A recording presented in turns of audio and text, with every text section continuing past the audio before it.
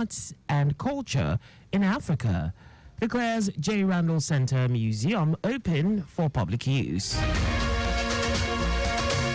Northern governors meet with Chief of Defense Staff, traditional rulers over insecurity in the region. On the 14th, North Korea deploys troops to Russia's Kursk region.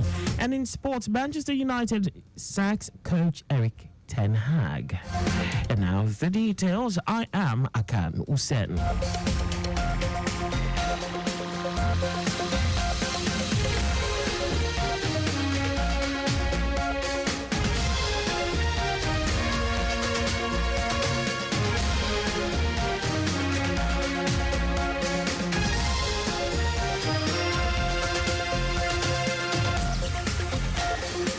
Lagos State Governor Babajide Sanwo-Olu has described Lagos as a massive tourism potential for music, films, skits, comedy, arts, culture in Africa. Governor Sanwo-Olu stated this during an engagement with stakeholders in the tourism and entertainment sector at the J. Randall Center for Yoruba Culture and History as part of the celebration of the ongoing Afropolis event. While embracing more participation from the private sector, Governor Sanwo-Olu said his administration will create an enabling environment for all stakeholders to thrive in the sector. As a big enabler of the state's economy, define social status, bringing out creativity, and signposting where the state will be not only in Africa but globally. Government can only be, and we will not be able to solve all the problems.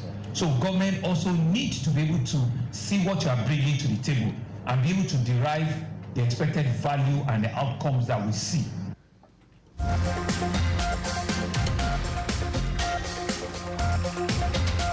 Commissioner for Tourism, Arts and Culture, Toke Benson Awoyinka, noted that the Afropolis Festival of Arts is to showcase Lagos as the creative and entertainment hub of Africa, with tourist sites like J. Randall Center for Yoruba and Cultural History for the preservation of the Yoruba culture for generations yet unborn. Importantly, this initiative is not about preservation, it's about innovation. We invite our youth to engage with and reinterpret our heritage in contemporary ways, bridging the gap between generations and ensuring our culture remains dynamic and relevant. Our correspondent Adiola Akindele reports that Governor Sanwo-Olu, alongside key stakeholders, took a tour around the J. Randall Center for Yoruba Culture and History, declared the museum open for public use with a call on everyone to support the state government in ensuring the repatriation of Yoruba inheritance to build the heritage, history, and culture. The event was attended by some members of the State Executive Council, top government officials, members of the diplomatic corps, tourism enthusiasts, traditional rulers, the Super Falcons, and their Algerian counterparts, among others. In commemoration of the 55-year Sister Cities partnership between Lagos and Atlanta, the U.S. Consulate General in Lagos, in collaboration with Relay Arts Foundation, has launched the Lagos Atlanta Artist Exchange to further deepen the artistic collaborations between the two dynamic cities. Two Atlanta-based artists, Myra Green and Artemus Jenkins, arrived in Lagos earlier this month for the Lagos Atlanta Artist Exchange residency. Green and Jenkins have been conducting research, collaborating with local artists, and creating works that reflect the rich cultural ties between the two sister cities. Green, an accomplished photographer and textile artist, will showcase her work titled New Myths as part of the Afropolis Festival, while Jenkins, a filmmaker and photographer whose work explores the intersection of West African and African American cultures, will present a solo exhibition titled Giti Osum Protection.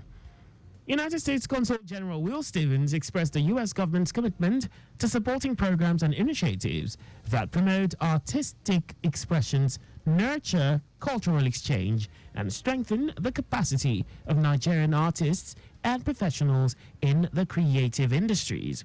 Meanwhile, Lagos State Governor Babajide Sanwo-Olu has expressed his support for the initiative, stating that the Lagos-Atlanta sister cities partnership exemplifies the enduring bond between the two cities, symbolizing a commitment to cultural enrichment and mutual growth. Established in 1974, the Lagos-Atlanta sister cities partnership has evolved into a cornerstone of cross-cultural exchange. The Lagos State Ministry of Youth and Social Development has commenced the 2024 Ibile Youth Academy as part of a comprehensive month-long series of leadership training activities.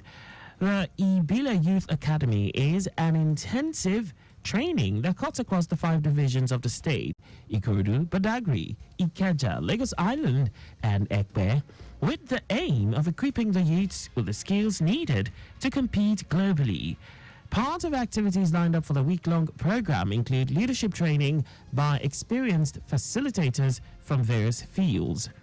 Ikeja Division Youth Ambassador Peter Anishirere, who is a product of the Ibile Youth Academy, commended the Lagos State Governor for creating such initiative for youth to thrive and urged the participants to be open-minded and implement the knowledge gained to further develop themselves and society at large.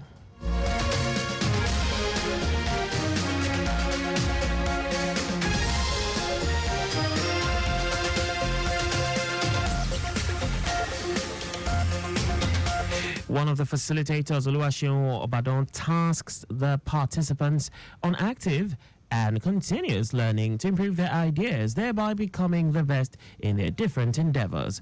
Some of the participants, Ayomide Aino and Emmanuel Olowu, who commended the initiative, expressed optimism that the Ibile Youth Academy will help improve their leadership skills and develop the society. It will interest you to know that over 3,763 applications were submitted, out of which 1,228 applicants scaled through the rigorous selection process.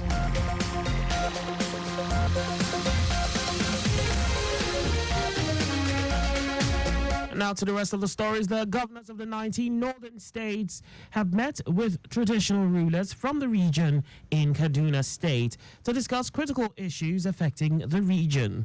The meeting was part of the Northern States Governors Forum efforts to engage with key stakeholders and address pressing concerns, especially the lingering insecurity, poverty, out-of-school children, and other socio-economic challenges ravaging the region.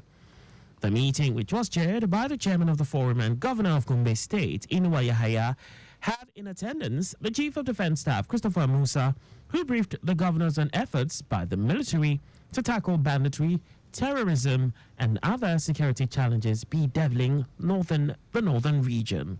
The governors underpinned the need for urgent action to be taken to address the lingering insecurity, which has impacted negatively on the economy of northern Nigeria.